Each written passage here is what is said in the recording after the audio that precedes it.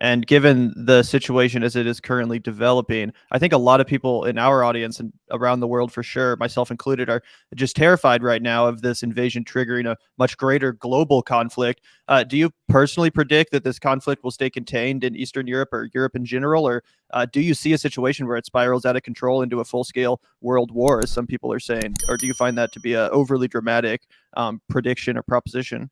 No, I don't find that to be an over. I mean, when you're talking about two countries who far and away have the largest stockpile of nuclear weapons, of nuclear warheads, which is Russia and the United States on opposite sides of a war, with one involved in the hot war and the other clearly on the other side, it's hard to imagine anything more dangerous than that.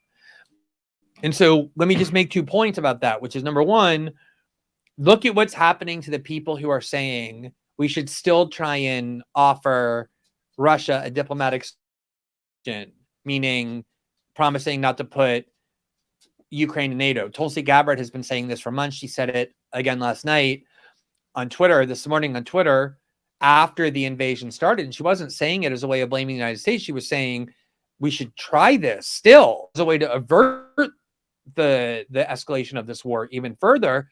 And you should see how many people, I don't mean like Twitter trolls or like the K-Hive or fringe people, I mean like very prominent people, are calling her a traitor or a coward, telling her she should turn in her uniform, that she's a disgrace to the military. You know, like, say what you want about Tulsi Gabbard. I have a lot of criticisms of her. I interviewed her and confronted her with a lot of them. But, you know, she is somebody who went and volunteered and fought and risked her life in a war for the United States. She served in the U.S. Congress. She supported Bernie Sanders in 2016. She endorsed Joe Biden over Donald Trump in 2020. She's not some like far-right Russian Kremlin agent, as she's being called. She's somebody who's trying to like find a way to avert this war from escalating. And so that's one thing, is I think it's very important that we give space to people to not just say Putin is evil, we need to get revenge on Putin, let's hate Putin, but to think more deliberatively about what we might be able to do, and not just we, but the rest of the world, to prevent the escalation that you're asking about. The other point is, you know, it's like not for claiming vindication or anything like that, but nonetheless, I do think it's important to think about the last 5 years of what has happened with U.S.-Russian relations and how that is affecting our current posture.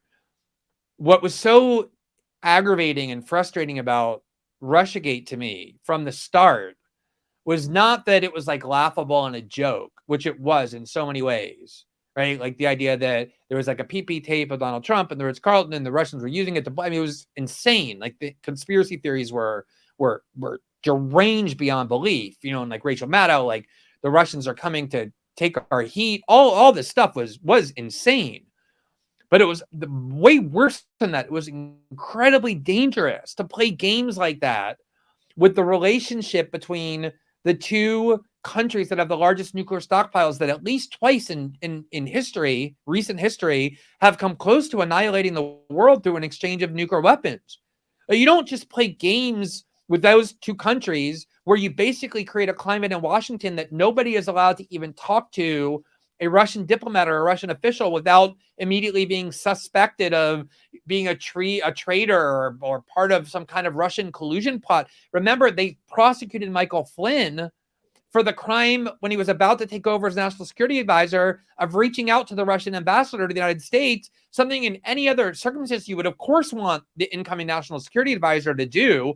They turned every attempt by Trump to improve relations with Russia into some kind of cause for treason allegations. And so they spent 5 years ratcheting up tensions between these two countries, which, in my view, is one of the things that exacerbated Putin's perception of why U.S. behavior was threatening.